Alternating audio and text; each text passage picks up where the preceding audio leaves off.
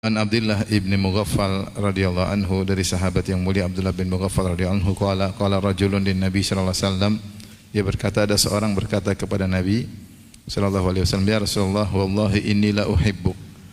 Ya Rasulullah, demi Allah sungguh aku sangat mencintaimu. Faqala unzur madza taqul. Kata Nabi sallallahu alaihi wasallam, lihatlah apa yang kau ucapkan. Maksudnya amatilah atau renungkanlah apa yang kau ucapkan. Qala wallahi inni la uhibbuk. Dia ulangi lagi, demi Allah sungguh aku ini sangat mencintaimu. Salasa marrat, sampai 3 kali. Dia mengatakan inni la uhibbuk, demi Allah aku sungguh mencintaimu. Faqala, maka Nabi sallallahu alaihi wasallam berkata, in kunta tuhibbuni fa'idda lil faqri tijfafan. Jika engkau mencintaiku, maka persiapkanlah untuk kefakiran tijfaf. Tijfaf itu adalah pakaian tebal yang dipakaikan pada kuda. Ketika kuda digunakan untuk berperang, maka digunakan baju yang tebal yang terbuat dari kulit supaya terhindar dari tombak, dari panah misalnya. Sebagaimana seorang prajurit ketika berperang memakai dira. Dira itu baju perang, baju dari besi, sehingga ketika terhantam dengan pedang atau panah bisa terhalangi. Maka kuda pun memakai pakaian seperti itu, pakaian tebal terbuat dari kulit, ya. Maka jika kau mencintaiku, siapkanlah untuk kemiskinan tijfaf, pakaian tadi, pakaian yang kasar tadi. Fa innal faqra asra'u ila man yuhibbuni minas sail ila muntaha. Karena kemiskinan sangat lebih cepat sampai kepada orang yang mencintaiku daripada aliran air sampai pada ujungnya, ya. Kalau ada air mengalir cepat menuju ujungnya, maka lebih cepat kemiskinan sampai kepada orang yang mencintaiku. Rawahu Tirmidzi wa qala haditsun hasan. Dia berkata hadis yang hasan. Namun hadis ini Allah alam, ulama mengatakan hadisnya dhaif, ya. Hadisnya dhaif karena secara makna kita dapati bahwasanya banyak sahabat yang sangat mencintai Nabi sallallahu alaihi wasallam, namun mereka tidak miskin, ya. Jadi hadis ini menjelaskan kalau kau memang cinta kepadaku dengan cinta yang benar, maka kau akan segera ditimpa dengan kemiskinan. Maka siapkanlah bentengmu untuk menghadapi kemiskinan tersebut. Seperti kuda yang dipakaikan kepadanya baju yang tebal sehingga siap untuk masuk di medan pertempuran, dan dia akan dihantam dengan berbagai macam benda-benda tajam, apakah panah, apakah pedang, apakah tombak, ya. Maka siapkanlah dirimu untuk kuatkan imanmu, siapkanlah dirimu karena kau akan segera menghadapi kemiskinan. Karena orang yang mencintaiku, kemiskinan cepat menerpanya, bahkan lebih cepat daripada air yang mengalir dari atas menuju ke bawah, ya. Namun hadis ini secara sanad dia lemah dan juga maknanya juga tidak pas, ya. Karena banyak sahabat yang juga diberi kemudahan harta oleh Allah Subhanahu wa taala. Di antaranya Abu Bakar As-Siddiq radhiyallahu taala anhu, di antaranya Utsman bin Affan radhiyallahu anhu yang berinfak berulang-ulang, bahkan ketika perang Tabuk maka dia berinfak dengan 1000 ekor onta, ya. Dia infak dengan banyak sampai Rasulullah berkata, ma dharra Utsman ma fa'alahu ba'dal yaum. Maka apapun yang dilakukan oleh Utsman tidak akan memberi mudarat kepadanya setelah hari ini. Kenapa? Infaknya terlalu banyak, ya. Kemudian juga Abdurrahman bin Auf yang diberi kekayaan yang banyak oleh Allah Subhanahu wa taala, Sa'ad bin Rabi', ya, Abu Talha Al-Ansari, banyak sahabat-sahabat yang diberi harta oleh Allah Subhanahu wa taala, sehingga padahal kita tahu bagaimana kecintaan mereka kepada Nabi sallallahu alaihi wasallam. Jadi tidak lazim orang yang mencintai Nabi harus miskin, ya. Kalau setiap mencintai Nabi harus miskin, orang takut cinta sama Nabi sallallahu alaihi wasallam, ya. Tapi kalaupun kita katakan maknanya kita membawa kepada makna yang benar, kita mengatakan bahwasanya banyak orang beriman diuji dengan kemiskinan, banyak. Namun tidak lazim bahwasanya orang beriman semakin tinggi imannya semakin miskin, tidak. Karena sebagaimana Allah sebutkan, kullu nafsin dha'iqatul maut wa nabluukum bisyarri wal khairi fitnah wa ilaina turja'un. Kata Allah Subhanahu wa taala, setiap yang bernyawa pasti akan merasakan kematian, dan kami menguji kalian dengan keburukan dan dengan kebaikan. Ujian bisa menerpa seorang berupa keburukan, dan ujian juga bisa menerpa orang berupa kebaikan berupa harta, tahta, jabatan, kemewahan dan yang juga ujian. Taib, kita lanjutkan ya, hadis berikutnya ya.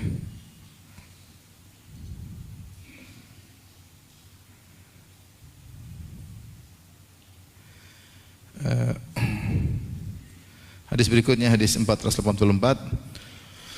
Wa an Ka'ab bin Malik radhiyallahu anhu. Dari Ka'ab bin Malik radhiyallahu taala anhu qala, beliau berkata qala Rasulullah sallallahu alaihi wasallam, Rasulullah sallallahu bersabda, ma dhi'bani ja'i'ani ursila fi ghanamin bi afsadalaha min hirsil mar'i 'alal mali wasyarafi lidinihi, rawahu Tirmidzi. Dari Ka'ab bin Malik radhiyallahu anhu, beliau berkata Rasulullah SAW bersabda, tidaklah dua ekor serigala yang dalam kondisi lapar dilepaskan di sekumpulan kambing. Ghanam maksudnya qati' minal ghanam, yaitu sekumpulan kambing ya, mungkin puluhan ekor kambing. Tentu akan melakukan kerusakan. Ini dua ekor serigala masuk ke sekumpulan kambing, puluhan kambing, dalam kondisi lapar pasti akan melakukan apa? Kerusakan. Namun kerusakan tersebut kata Nabi, tidaklah bi afsadalaha min hirsil mar'i 'alal mali wasyarafi lidini. Kerusakan yang ditimbulkan oleh dua ekor serigala yang lapar tersebut tidak lebih parah daripada rusaknya agama seseorang karena semangat untuk mendapatkan harta dan kedudukan. Karena semangat untuk mendapatkan harta dan kedudukan.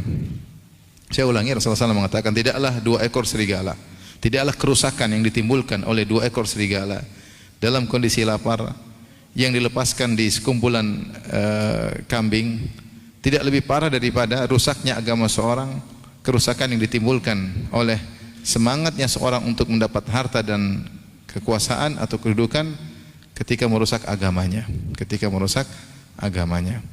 Taib, ini adalah hadis yang masyhur yang dikenal hadis ma dhi'bani ja'ian, tentang tidaklah dua ekor serigala yang lapar.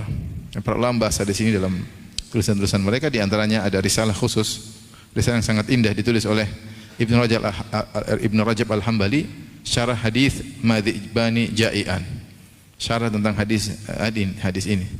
Di sini Rasulullah SAW beri perumpamaan tentang bahayanya semangat mencari dunia. Mencari dunia itu bisa dalam bentuk konkret berupa harta, dan bisa juga dalam bentuk abstrak, yaitu dihormati, kedudukan.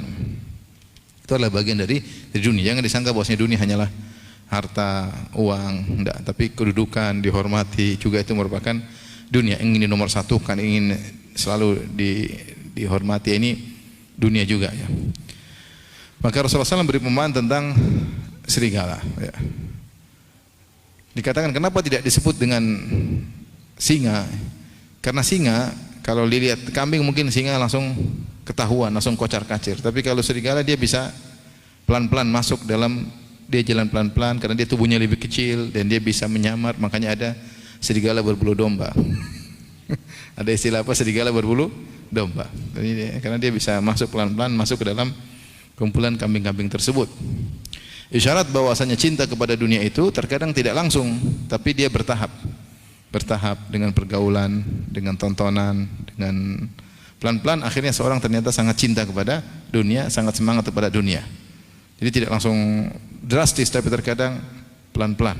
Sebagaimana serigala ketika ingin memangsa, dia masuk pelan-pelan, ketika di dalam baru kemudian dia melakukan kerusakan. Kemudian kenapa Rasulullah SAW memilih kambing? Karena kambing hewan yang lemah, dia tidak bisa melakukan perlawanan. Kalau hewan lain mungkin sapi mungkin bisa menendang, ya, jerapah mungkin kijang mungkin bisa kabur lari dengan kencang. Kambing apa yang mau dia lakukan? Dia sangat lemah. Kalau didatangi serigala pasrah, cuma mbek selesai. Dia nggak bisa apa-apa. Maka menunjukkan lemahnya seseorang ketika datang godaan untuk harta dan kedudukan, hatinya lemah. Manusia tunduk sama harta, tunduk sama kekuasaan, penghormatan. Manusia lemah. Wa tuhibbunal mala hubban jamma, kata Allah, dan kalian mencintai harta dengan cinta yang dalam. Wa innahu li hubbil khairi lasyadid. Sesungguhnya manusia itu cinta kepada al khair, maksudnya adalah harta, cintanya sangat besar. Manusia memang begitulah kodratnya, suka dengan harta. Maka kelemahannya di hadapan harta dan kedudukan seperti lemahnya kambing ketika dihadapkan dengan serigala. Kemudian Rasulullah SAW mensifati serigala tersebut 2 ekor serigala. Satu serigala aja bikin masalah. Masuk ada kambing di dalam, misalnya ada kambing, sekumpulan kambing, apalagi dalam kandang, kemudian satu serigala masuk, kira-kira ada yang rusak nggak? Pasti rusak. 1 ekor serigala. Gimana lagi kalau 2 ekor serigala? Kerjasama, over sana, over sini. Lari sana ditunggu di sana, lari sini tunggu sini. Sudah susah. Mau kemana? Lagi 2 ekor serigala. Bahkan dia mengatakan serigala meskipun tidak lapar dia hobi ganggu kambing. Apalagi kalau lapar. Dia tidak lapar pun dia hobi ganggu apa? Kambing. Mungkin ada kepuasan tersendiri kalau nakut-nakuti kambing. Apalagi kalau dia lapar. Rasulullah mengatakan madhibani ja'ian. 2 ekor serigala yang dalam kondisi lapar. Ursila fi ghanamin. Kemudian dilepaskan di sekumpulan kambing. Bi afsadalaha, kerusakan yang ditimbulkan oleh 2 ekor serigala terhadap kambing-kambing tersebut tidaklah lebih parah daripada min hirsil mar'i alal mali wa syarafi lidinihi, daripada kerusakan yang ditimbulkan terhadap agama seseorang gara-gara semangatnya dia mencari harta dan kedudukan. Rasulullah SAW menggunakan lafal bi afsada, tidak lebih parah, berarti kerusakan yang timbul mirip rusaknya agama seorang akibat nafsu terhadap dunia dan kedudukan, jabatan, kehormatan, itu kerusakannya dibandingkan dengan serigala mirip atau lebih parah. Cuma 2 kemungkinan. Dia tidak di bawah, tapi setara atau lebih apa? Lebih parah. Ini adalah perumpamaan yang dibuat oleh Nabi SAW, perumpamaan yang sangat indah, agar tergambarkan pada kita semua. Dan Nabi ketika berbicara di hadapan para sahabat yang mereka semua ngerti tentang kambing, mereka ngerti tentang kambing, mereka ngerti tentang serigala, sehingga ketika Rasulullah SAW memberikan perumpamaan tersebut, mereka sangat paham dengan perumpamaan tersebut. Maka di sini menjelaskan tentang 2 hal yang sangat berbahaya bagi seseorang yang mudah merusak agamanya, yaitu cinta harta dan cinta kedudukan. Cinta kedudukan. Kita mulai dengan sebab pertama yang merusak agama seorang adalah al-hirsu alal mal.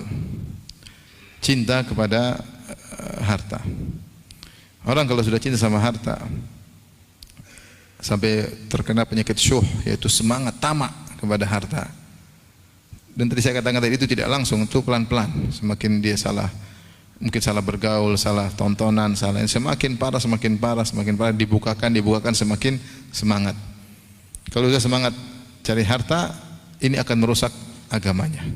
Merusak agamanya dengan 2 cara. Pertama, rusak agamanya karena dia berlebih-lebihan mengejar harta, berlebih-lebihan. Sehingga waktunya untuk ibadah kurang, waktunya mungkin untuk silaturahmi kurang, waktunya untuk memperhatikan anak istrinya kurang. Tidak ada waktu untuk pengajian, tidak ada waktu untuk baca Al-Quran, ya, tidak ada waktu. Ya. Tidak sempat untuk beribadah. Kenapa? Karena mengejar harta yang tiada henti-hentinya. Keuntungan di depan mata terus, keuntungan lagi.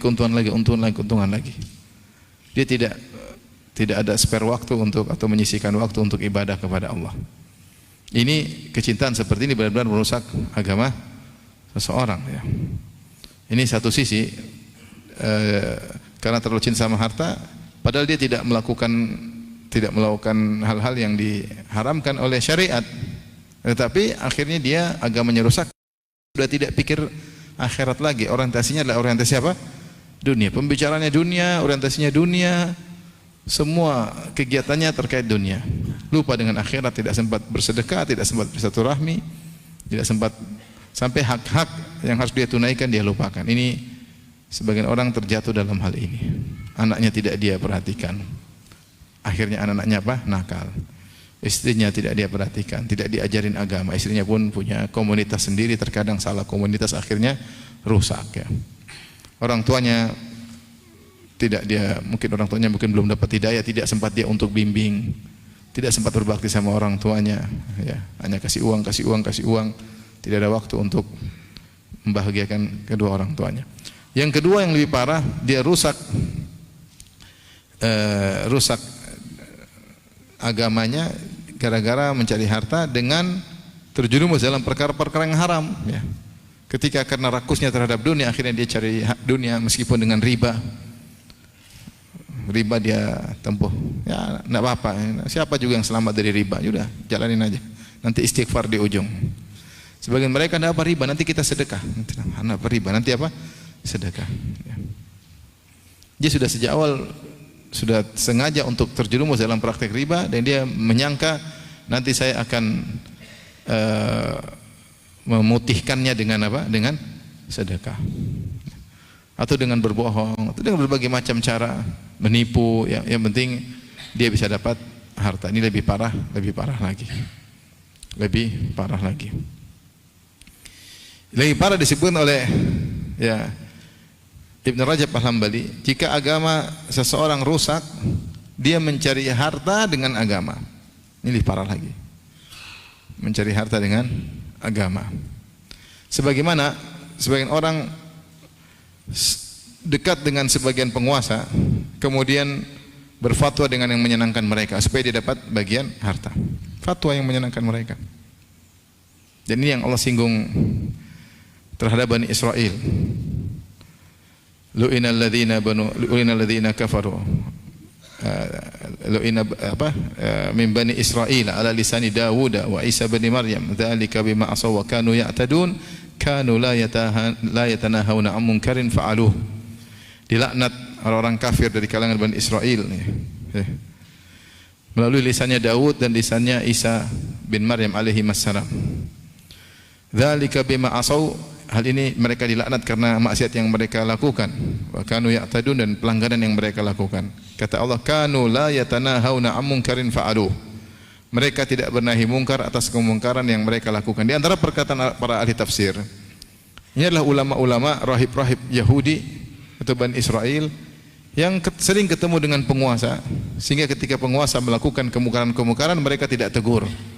Bahkan mereka berfatwa dengan fatwa-fatwa yang sejalan dengan keinginan apa? Penguasa. Ini contoh mencari harta dengan apa? Mencari harta dengan dunia, dengan agama. Agama dia jual untuk mencari harta. Karena rakusnya kepada harta, akhirnya agamanya dia jual. Oleh karenanya, saya bacakan dari buku Syarah Hadis Madhi Bani Jai'an. Ini peringatan bagi orang-orang yang mungkin punya ilmu, punya kedudukan, kemudian dimudahkan untuk bertemu dengan penguasa, agar waspada. Agar menasihati mereka, bukan untuk mencari harta dari sisi mereka. Wa qad kana katsirun minas salaf, kata Ibnu Rajab Al-Hambali, wa qad kana katsirun minas salaf yanhauna 'anid dukhuli al-muluk liman arada amrahum bil ma'ruf wa nahyahum 'anil munkar aidan.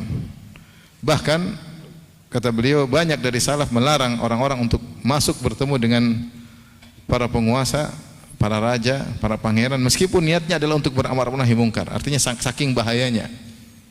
Saking bahayanya. Tentu yang mampu silakan, mampu datang nasihati, silakan. Tapi karena banyak yang gugur di tengah jalan, tidak mampu beramar nahi mungkar di hadapan penguasa, akhirnya banyak salaf yang melarang. Ya. Wa mimman nahaa an dzalik, yang melarang di antaranya Umar bin Abdul Aziz, Ibnu Mubarak, Ats-Tsauri dan yang lainnya. Kemudian apa kata Ibnu Rajab? Wa sababu hadza ma yukhsha min fitnatid dukhuli alaihim. Kenapa para salaf dahulu melarang untuk masuk bertemu dengan penguasa? Karena sebabnya dikhawatirkan fitnah yang menimpa mereka jika interaksi ketemu dengan penguasa. Fa inna nafsa qad tukhayyilu lil insani idza kana ba'idan anhum annahu ya'muru wa yanha wa yughallidh alaihim. Fa idza syahadahum qariban malat nafsu ilaihim. Karena kata dia, seorang alim misalnya, sebelum ketemu dengan penguasa, terkhayalkan dalam dirinya, saya kalau ketemu saya akan nasihati, saya akan tegas, saya akan keras nasihati. Kalau ketemu berdua, ketemu di ruangnya khusus misalnya, di istananya. Tetapi jika dia sudah datang dan langsung ketemu dengan para penguasa, maka hatinya condong kepada penguasa tersebut. Ya. Kenapa? Li'anna mahabbatas syaraf kaminatun fi nafsi. Karena dalam hati pingin dihormati. Dalam hati mulai muncul, kalau saya dekat dengan penguasa ini, mungkin saya juga dihormati. Mungkin saya diakui oleh masyarakat, ya. Wa nafsu tuhassinu lahu dzalik, dan jiwanya mulai menghiasi dirinya. wa mudahanatuhum wa mulatafatuhum wa rubbama mala ilaihim ahabbahum, dan akhirnya dia mulai tidak jadi kencang, dia mulai pelan-pelan, halus-halus ya. Lama-lama dia pun condong, lama-lama dia mencintai. Wala siyama idza la tafuhu wa akramuhu wa qabila dzalika min. Apalagi ternyata raja penguasa tersebut baik, dikasih hadiah, kasih duit, kasih cek, kasih apa-apa. Jiwa lemah. Jiwa lemah.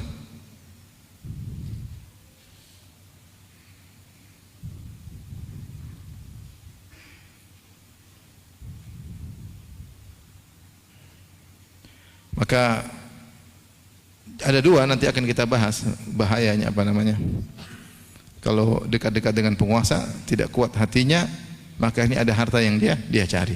Di antara dampak yang buruk, akhirnya dia berfatwa, disebutkan oleh Ibnu Rajab dalam buku ini, akhirnya dia berfatwa dengan keinginan apa? Penguasa. Apa yang ingin puasa? Apa yang ingin puasa dia fatwa sesuai dengan keinginan puasa. Sehingga dia tidak berani mengharamkan yang haram. Sehingga yang haram menjadi apa? Halal. Kenapa? Kalau dia mengharamkan, repot kedudukan dia, rezeki yang biasanya penguasa kasih akhirnya diberhentikan oleh sang penguasa, tidak dipakai lagi, padahal dia sudah merasa nyaman dekat dengan penguasa, kemana-mana ke penguasa, dengan penguasa, naik mobil mewah, dikawal, dan suatu kebahagiaan tersendiri. Dapat hadiah bulanan entah kapan dikasih. Dia mau mengharamkan, dia takut. Hati ini lemah. Makanya para salaf mengingatkan bahayanya untuk sering ketemu dengan penguasa jika tidak kuat. Kalau kuat silakan. Oleh kebanyakan salaf mereka dahulu menjauh dari penguasa. Tapi ini yang paling bahaya kata Ibnu Rajab, ketika seorang mengambil harta dengan menjual agamanya. Makanya dalam hadis Rasulullah SAW mengatakan ya, man ta'allama ilma mimma yubtagu bihi wajhullah la yata'allamuhu illa liyusiba 'arad min ad-dunya lam yajid arfal jannah, atau kama qala Nabi sallallahu alaihi wasallam. Siapa yang menuntut ilmu yang harusnya ilmu itu dituntut untuk mencari wajah Allah, kemudian dia mencari ilmu tersebut dalam rangka untuk mendapatkan dunia, dia tidak akan mencium bau surga. Ya. Yang dia menampakkan kesolehannya supaya diberi oleh orang-orang, ditunjukkan kesolehannya, ditunjukkan kezuhudannya supaya orang-orang tertarik kemudian beri harta kepadanya. Apalagi dai-dai yang kemudian memberi tarif ketika mau mengisi pengajian, kasih apa?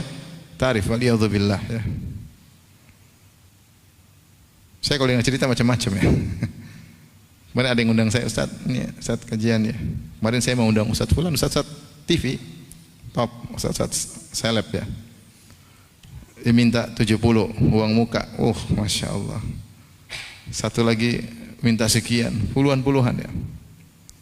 Dulu zaman dulu ada ustaz terkenal, saya ceritain sama Ikhwan, dia waktu itu di perusahaan, kita undang ustaz tersebut. Kata ustaz itu, budgetnya berapa? Kami punya cuma 5 juta, zaman dulu mungkin tahun 2000-an. Kami cuma punya 5 juta. Kata ustaz tersebut, 1 menit 1 juta. Tapi kita punya 5 juta, enggak apa-apa, nanti 1 menit 1 juta. Oke, datanglah ustaz tersebut, benar dia ceramah 5 menit kemudian dia pergi. Ini cerita nyata. Ada ustaz kemarin sedih juga, teman cerita juga. Ustaz terkenal. Saya mau datang tapi bikinkan helipad. Dibikin. Sudah dibikin helipad, enggak datang. Sebegitunya kah? Akhirnya dia menjual agamanya untuk dapat dunia. Waliyadzubillah. Ini yang dibawakan oleh Ibnu Rajab Al-Hambali ya, tentang 3 hadis ya, tentang 3 orang yang pertama diazab oleh Allah di neraka Jahanam. Di antaranya tadi seorang alim yang dia hanya ingin dipuji, di antaranya untuk dapat apa? Dunia. Seorang penyair berkata, alimun bi ilmihi lam ya'malan mu'abbadun qabla ubadil wasan ya. Mu'adzabun qabla ubadil wasan ya. Seorang alim yang tidak mengamalkan ilmunya, maka dia akan diazab di neraka sebelum para penyembah berhala. Di antaranya dibawakan kepada alim-alim seperti ini ya. Rasulullah mengatakan, siapa yang menuntut ilmu untuk mencari dunia, lam yajid arfal jannah, dia tidak akan mendapatkan aroma surga. Saya juga ditanya, Ustaz, ini ada Ustaz kita undang, dia minta sekian-sekian. Jangan diundang lagi, saya bilang. Enggak usah diundang lagi. Secara dianah, secara agama enggak boleh kita ngundang seperti itu. Ya enggak boleh. Ya kalau orang kasih hadiah silakan ambil, lalu bikin tarif. Bagaimana para anbiya mereka ya. Ittabi'u ma la yas'alukum ajran ya. Wa hum muhtadun. Ikutilah para anbiya yang mereka tidak minta ganjaran dari kalian dan mereka mendapat hidayah. La as'alukum alaihi mala. Wahai kaumku, aku tidak mencari harta dengan dakwahku kepada kalian. Maka seorang diberi kelebihan ilmu, bertakwa kepada Allah Subhanahu wa taala, dia manage hatinya, atur hatinya bahwasanya dia berdakwah karena Allah, mengajarkan ilmu karena Allah Subhanahu wa taala. Jangan cari dunia dan dunia akan mendatanginya. Jangan cari dunia akan mendatanginya. Taib, kita lanjutkan yang kedua, kata Nabi SAW, yang merusak agama seorang, ini lebih parah lagi. Kalau pertama adalah al-hirs alal mal, karena ingin cari harta. Yang kedua lebih parah adalah ala syaraf, mencari kedudukan. Ini sebagian orang karena cari kedudukan, ini yang disebut oleh Ibnu Taimiyah di antaranya syahwatun khafiyah, syahwat yang tersembunyi. Pingin diakui, pingin dihormati, pingin dielu-elukan, pingin disanjung. Lihatlah Nabi SAW menjelaskan tentang seorang yang rela mati supaya dikatakan jagoan. Di akhirat kelak, 3 orang yang pertama kali dinyalakan api neraka kepadanya, di antaranya adalah al-mujahid, seorang yang mati syahid. Rajulun ustusyhid, seorang yang mati syahid. Kemudian fa'utiya bihi, dihadirkan di hadapan Allah, fa'arrafahu ni'amahu fa'arrafaha. Allah pun ingatkan tentang nikmat-nikmat yang dia miliki, berupa mungkin kubuh yang kuat, ketangkasan memainkan senjata dan yang lainnya. Allah bertanya, "Wa ma amilta fiha?" Apa yang kau lakukan? Dia mengatakan, "Qaltatu fika hatta ustushhid." Aku perang karena engkau ya Allah sampai aku mati syahid. Kata Allah, "Kadzabta, kau dusta, walakin liyuqal annaka jari." Tetapi kau berperang supaya kau dikatakan jagoan, sang pemberani. Wa qad qil, dan telah dikatakan. Kita tahu dalam tubuh kita ini yang paling mulia adalah nyawa kita, lebih daripada yang lainnya. Harta kalah semua. Kalau sudah bilang nyawa, nyawa paling utama. Kita bahkan rela menghabiskan harta kita demi untuk hidup. Yang paling kita cinta adalah nyawa kita.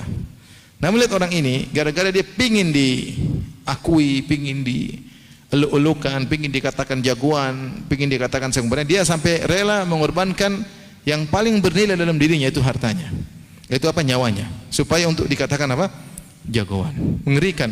Sehingga wajar jika Ibnu Taimiyah rahimahullah mengatakan bahwasanya rakus terhadap penghormatan, jabatan, kedudukan itu syahwat.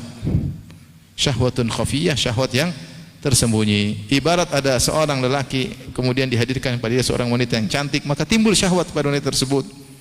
Maka syahwat ini juga terhadap jabatan juga apa? Syahwat. Syahwat. Nafsu. Ya. Tamak untuk meraih jabatan, nafsu. Makanya kita zaman sekarang banyak orang udah bicara jabatan sampai modal miliar-miliar, puluhan-puluhan miliar. Kalau kalah langsung masuk rumah sakit jiwa. Masuk rumah sakit jiwa. Ada tadi teman bilang, udah Ustaz saya kerjanya gini. Kemarin ada gitu Ustaz. Terus dia kalah. Sudah bikin iklan banyak, dia utang, nanti dia bilang kalau menang bayar. Gitu dia kalah, dia pura-pura gila Ustaz. Sehingga saya tidak bisa nagih. Karena kalau dia gila wajar, sudah banyak yang gila sebelum apa? Sebelum dia. Kenapa cita-citanya tidak tercapai? Tidak tercapai. Bayangkan. Kadang kalau sudah namanya kedudukan, syahwat, rakus.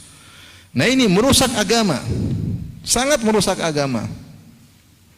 Sangat merusak agama. Semua cara dihalalkan. Bohong, janji palsu, ya. Bikin berita-berita hoax. Enggak. Pokoknya apapun lakukan, yang penting menang, yang penting berkuasa. Ini sangat merusak agama seseorang. Sangat merusak.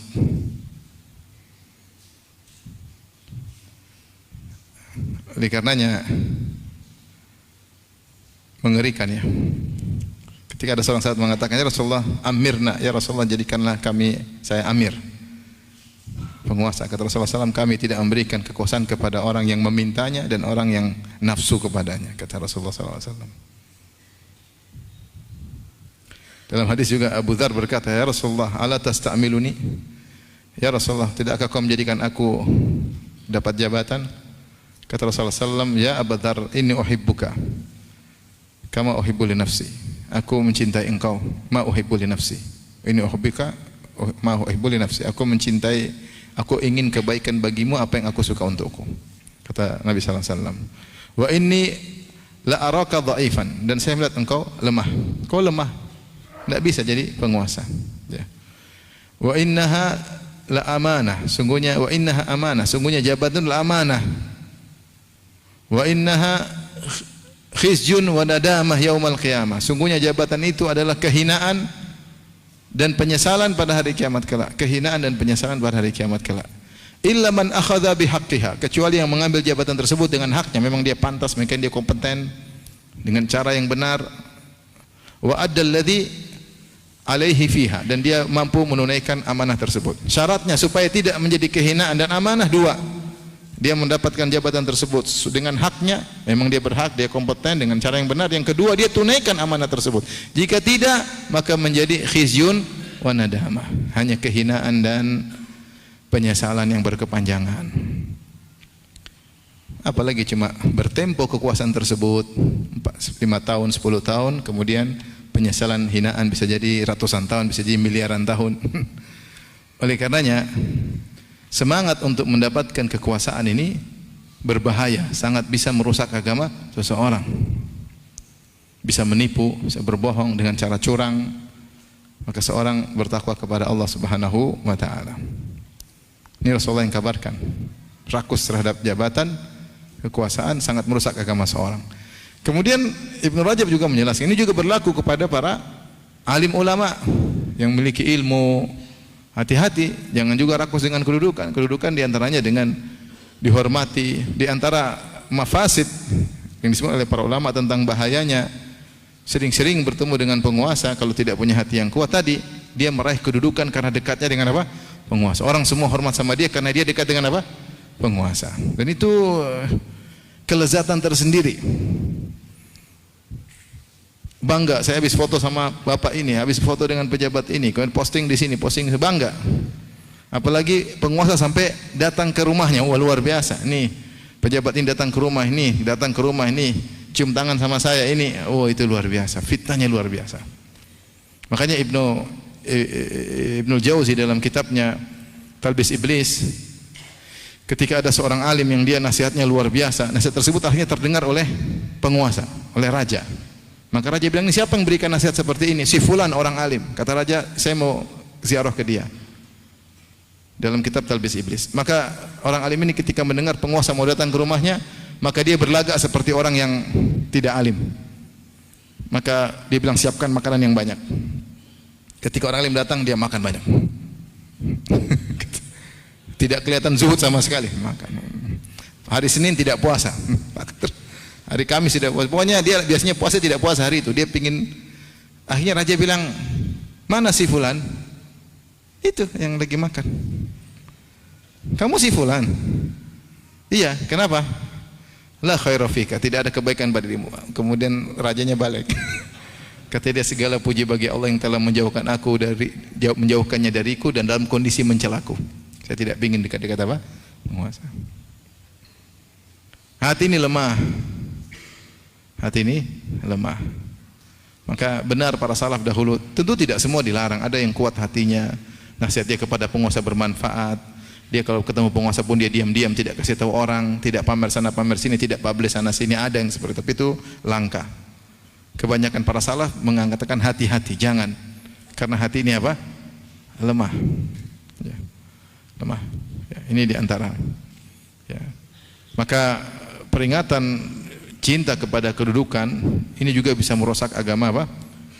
Seseorang. Bahkan orang alim agamanya bisa rusak. Cinta ketenaran. Makanya disebutkan juga bagaimana para salaf tidak suka, disebutkan semua dalam kitab ini, syarah hadis Madhi Bani Jayyan. Bukunya sangat bagus. Bagaimana para salaf tidak suka syuhrah. Mereka tidak suka syuhrah. Mereka tidak suka dikerumunin orang, mereka tidak suka kalau jalan diikut-ikut orang, nggak suka mereka. Bukan suatu kenyamanan, mereka nggak nyaman. Mereka nggak nyaman. Kalau ada jalan yang orang tidak tahu, mereka lewati jalan yang tersebut tidak nyaman. Orang mengeluh-elukan itu mereka tidak nyaman ya. Demikian dahulu para salaf. Sampai disebutkan Ibnu Rajab menyebutkan kalau wa kana katsirun wa kana Uwais wa ghairuhu minaz zuhad. Idza urifu fi makanin irtahalu anhu. Uwais Al-Qarani dan juga para zuhud orang ahli zuhud yang lainnya kalau diketahui tempat mereka di mana mereka dicari orang, mereka berpindah agar tidak diketemui oleh orang, tidak suka dengan ketenaran. Wa kana katsirun minas salaf yakrahu an yutlaba minhu du'a, kata Ibnu Rajab Al-Hambali, banyak dari para salaf tidak suka kalau diminta-mintain doa. Karena mereka, saya ini siapa minta-minta apa? Doa. Wa yaqulu liman yas'aluhu du'a aminni ana. Ada orang bilang tolong doain saya, kita bilang minta dari saya. Enggak ada yang lain dimintain. Dari saya. Wa mimman ruwiya an dzalik Umar bin Khattab. Yang diriwayatkan darinya tidak suka dimintai doa Umar bin Khattab, Hudzaifah bin Yaman radhiyallahu anhuma. Wa kadzalika Malik bin Dinar. Malik bin Dinar juga tidak suka dimintai doa. Wa kana an-Nakhai yakrahu an yus'ala doa. An-Nakhai, Ibrahim an-Nakhai tabi'i ya. Tidak suka jika dimintai apa? Doa. Ya. Wa kataba rajulun ila Ahmad yas'aluhu doa. Ada seorang tulis surat kepada Imam Ahmad minta doa. Faqala Ahmad, idza da'awna nahnu li hadza faman yad'u lana. Kalau kita doakan orang ini terus yang doain kita siapa? Yang doain kita apa? Siapa ya? Jadi tawadhu. Jadi maksud saya mereka tidak suka diulu-ulukan, tidak suka dilebih-lebihkan. Tidak suka. Suka dipuji-puji, enggak suka. Bukan ulama makan pujian ya. Dipuji-puji malah, oh iya benar. Terus. Untuk begini ente bikin terus sambil tersenyum, sambil enjoy dengan pujian-pujian tersebut. Itu bukan ciri para salaf. Ulama salaf tidak demikian. Semakin orang bertakwa tahu kedudukannya sangat hina di hadapan apa? Allah Subhanahu wa taala. Tidak ada mentang-mentang kita ini siapa. Kita ini masih banyak kekurangan, ibadah banyak kurang, ketakwaan kurang, maksiat masih jalan terus. Orang puji-puji kita karena enggak tahu. Ya.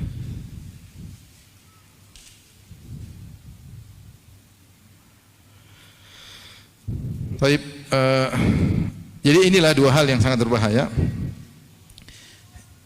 Yang bisa merusak agama seorang adalah semangat untuk mencari harta dan semangat mencari kedudukan.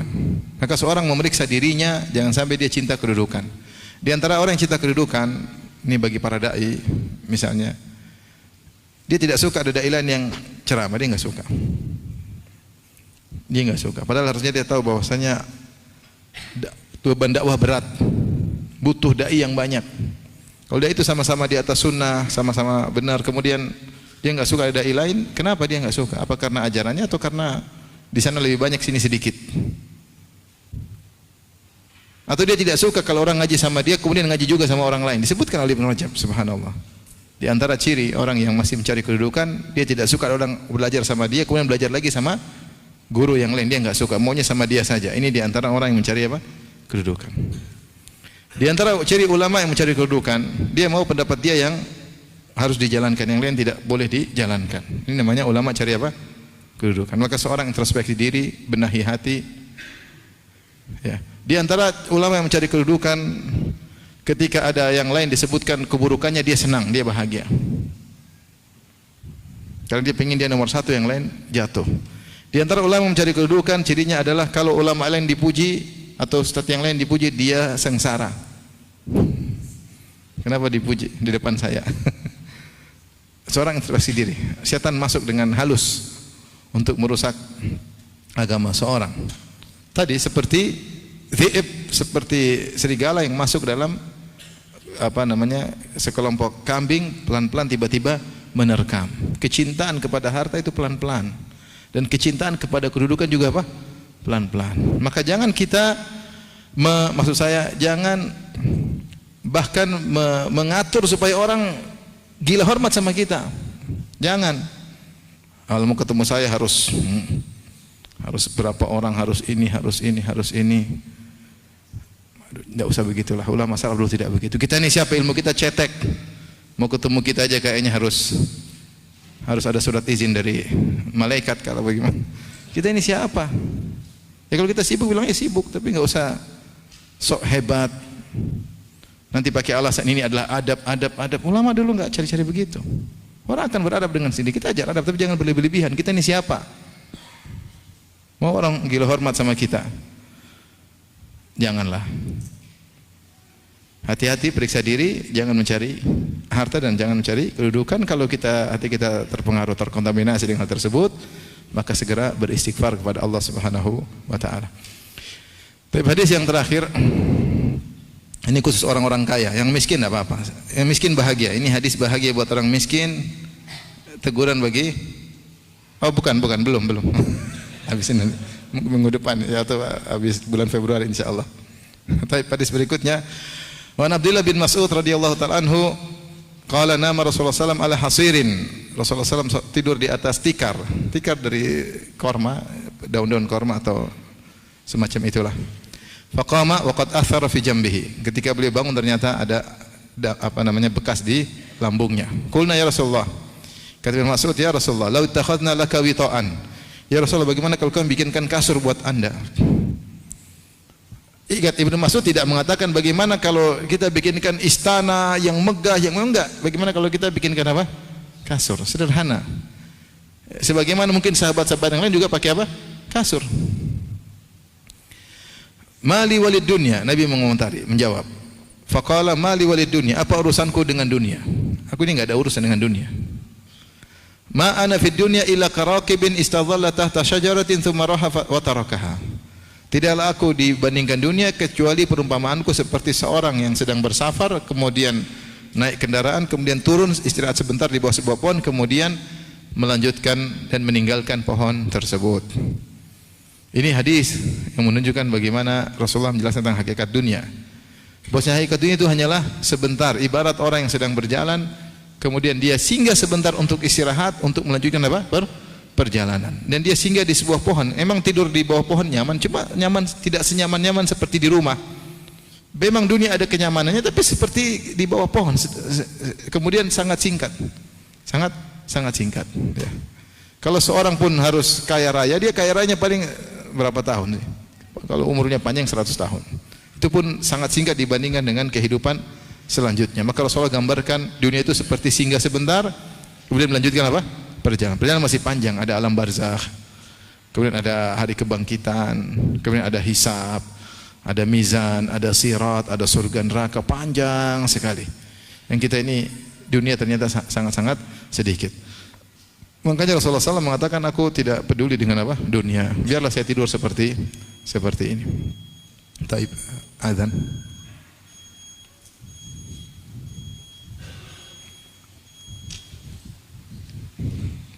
Allahu Akbar, Allahu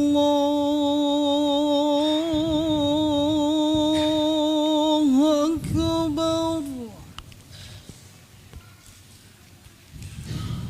Allahu Akbar,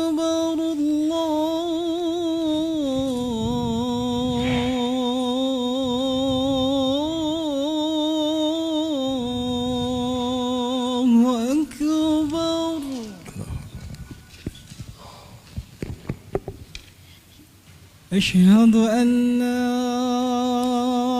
إله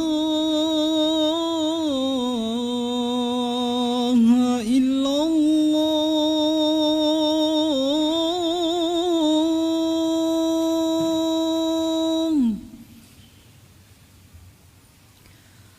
أشهد أن لا إله إلا الله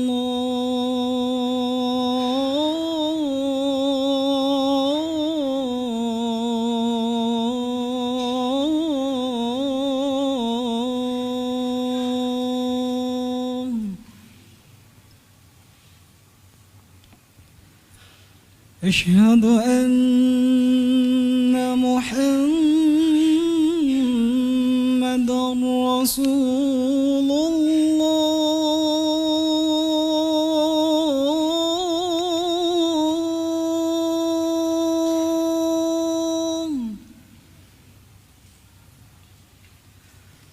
أشهد أن محمد رسول الله.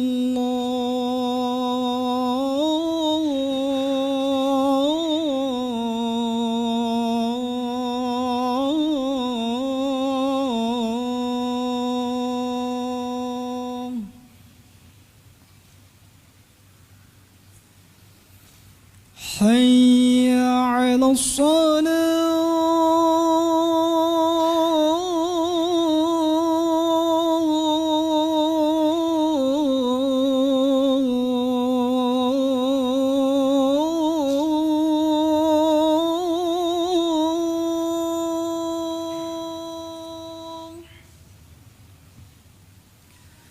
حي على الصلاة.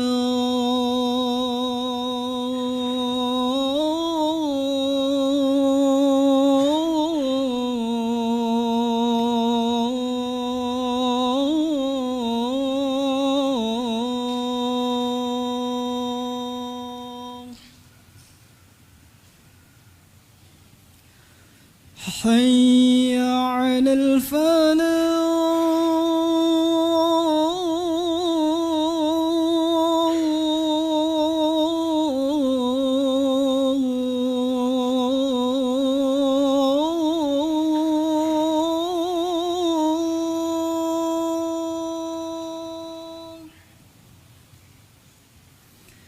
حي على الفلاح.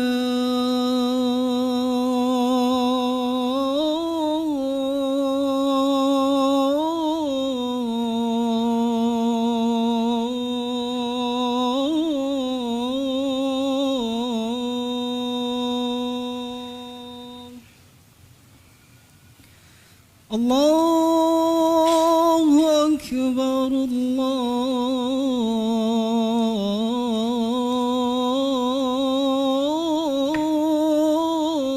الله أكبر. لا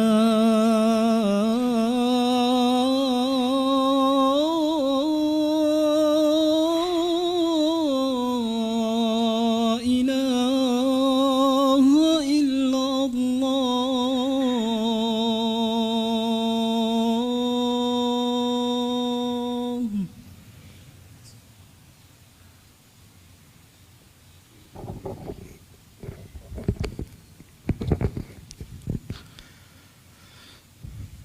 Taib, hadirin dan hadirat rahmati Allah Subhanahu wa taala, semisal hadis ini tentang kisah Umar bin Khattab radhiyallahu anhu ketika Nabi sallallahu alaihi wasallam menyendiri di suatu masyrubah, semacam kamar kecil, ketika kisah istri-istri Nabi pada minta dinaikkan uang dapurnya, gambarannya secara sederhana, maka Nabi pun meninggalkan mereka semua. Nabi tinggal di sebuah kamar kecil. Kemudian ada isu bahwasanya Nabi mentalak Hafsah, maka Umar bin Khattab radhiyallahu anhu pun pergi menemui Nabi di masyrubah tersebut, semacam kamar kecil, dan ternyata tidak ada apa-apa di kamar tersebut, kecuali ada sesuatu beberapa yang digantung, tapi tidak ada harta, tidak ada apa-apa. Kemudian Nabi SAW ternyata tidur di tikar dan juga memberi bekas di lambungnya. Maka Umar pun menangis ketika itu melihat Rasulullah seperti itu. Sedih ya. Istrinya 9, dia lagi di kamar sendirian ya. Ada ya namanya masalah keluarga. Rasulullah SAW menyendiri. Akhirnya turunlah ayat takhir yang kemudian Rasulullah disuruh menegur istri-istrinya, dan akhirnya mereka semua memilih Nabi SAW dan memilih untuk hidup susah bersama Nabi SAW. Maka sejak itu Allah melarang Nabi menikah lagi. Sejak itu karena mereka milih untuk hidup susah bersama Nabi SAW. Turun ayat takhir dalam surat Al-Ahzab. Kisahnya panjang, tapi intinya di antaranya Nabi SAW akhirnya menyendiri di kamar tersebut. Umar datang lihat Nabi sederhana, Umar pun menangis. Maka Rasulullah bertanya, "Ma yubkik? Apa yang buat kau menangis?" Maka Umar berkata, "Anta fi hadha wa Kisra wa Qaisar fima hum fihi minan na'im." Kata Umar, "Engkau kondisinya seperti ini wahai Rasulullah, sementara Kaisar yaitu raja Romawi, Kisra raja Persia, nikmat yang mereka dapati padahal mereka kafir." Maka Rasulullah tegur, "Afi syakkin anta ya ibn al-Khattab?" Apakah kau ragu wahai ibn al-Khattab? Kau ragu? Artinya ragu dengan haula'i qaumun ujjilat lahum thayyibatum fil hayatid dunya. Mereka adalah kaum yang didahulukan dunia, Allah segerakan dunia untuk mereka. Amma tarda an takuna lahumud dunya walal akhirah? Tidakkah kau ridha mereka dapat dunia, kita dapat akhirat? Artinya Rasulullah SAW kondisinya demikian. Ingin sampaikan bahwasanya Ibnu Mas'ud tidak menawarkan, ya Rasulullah, maukah kami bikinkan istana? Mahnya ditawarin apa? Kasur. Rasulullah SAW tidak mau ya. Makanya tadi saya sudah sebutkan pada pertemuan sebelumnya bagaimana Ar-Razi menyebutkan di antara mukjizat Nabi adalah komitmen dia dalam kezuhudan seumur hidup. Ini luar biasa. Setelah dia menjadi penguasa, setelah harta di tangannya, setelah negeri-negeri tunduk di tangannya, kalau dia mau perintahkan akan diturutin, tapi dia tidak tertarik dengan apa? Dunia. Meskipun dia tidak mengharamkan, tetapi dia sendiri memilih untuk hidup apa? Zuhud sallallahu alaihi wasallam. Ini tanda bahwasanya dia seorang nabi. Enggak mungkin ada seorang bertahan seumur hidup zuhud, enggak mungkin, kecuali kalau dia pendusta, dia bohong, dia pasti nikmati dunia. Tapi ketika dia tidak menikmati dunia setelah dunia di depan mata, ya, ini menunjukkan dia seorang apa? Nabi. Di antara mukjizat Nabi sallallahu alaihi wasallam. Mukjizat Nabi banyak, di antaranya ini. Di antaranya ini, ya. Oleh karena ini isyarat bagi kita, bukannya Rasulullah melarang kita menikmati dunia selama itu wajar sesuai kemampuan, tapi jangan berlebihan. Ini jangan berlebihan, ya. Kata Nabi sallallahu alaihi wasallam, "Kul washrab wa tasaddaq min khairi sarafin wala makhyalah." Makan dan minumlah dan konsumtiflah, itu belanjalah, tapi jangan berlebihan dan jangan sombong-sombongan, ya. Jangan sombong-sombongan, ya. Hadis ketika ada seorang pemuda memiliki kekuatan, kemudian para sahabat mengomentari pemuda tersebut. Kata para sahabat, "Lau ja'ala dzalika fi sabilillah." Ya Rasulullah, seandainya pemuda yang kuat tadi, gesitnya, nasyatnya, jalatnya, kesabarannya, kekuatannya digunakan untuk berjihad. Kata Nabi, bukankah kalau dia keluar untuk mencari nafkah untuk anak istrinya, anak-anaknya masih kecil, berarti dia sedang berjihad. In kana kharaja yas'a, ya, ala abawaihi kabiraini syaikhaini, kalau dia keluar cari harta untuk mengurusi, mengayomi kedua orang tua sudah tua, maka dia fi sabilillah.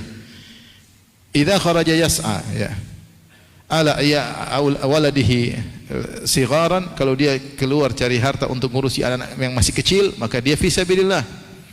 Idza kharaja yas'a liyu'ifa nafsahu, kalau dia keluar mencari harta dalam rangka untuk menjaga harga dirinya supaya tidak minta-minta sama orang lain, maka dia sedang berjihad di jalan Allah. Wa in kana kharaja yas'a, kalau ternyata dia keluar hanya untuk bangga-banggaan, mufakharatan wariyaan, untuk bangga-banggaan, punya harta banyak untuk pamer-pameran, fa huwa fi sabili syaitan, maka di jalan apa? Syaitan. Isyarat kalau kita punya harta kebanyakan untuk bangga-banggaan, itu yang tercela. Adapun kalau kita pakai seperlunya, memang perlu, kita tidak bisa zuhud seperti Nabi, tapi jangan berlebih-lebihan. Kalau sudah berlebih-lebihan, nanti kita mati itu enggak mengenaskan. Kalau bikin sesuatu, punya kolam renang, oke, punya kolam renang supaya ponakan bisa, tapi jangan terlalu mewah-mewah banget. Ini ada emas di sampingnya. Kalau kita mau mati mikirin, jadi nggak enak mati ini. Aduh, sudah bangun setengah mati lagi, kita juga udah bangunnya setengah mampus, akhirnya kita mampus.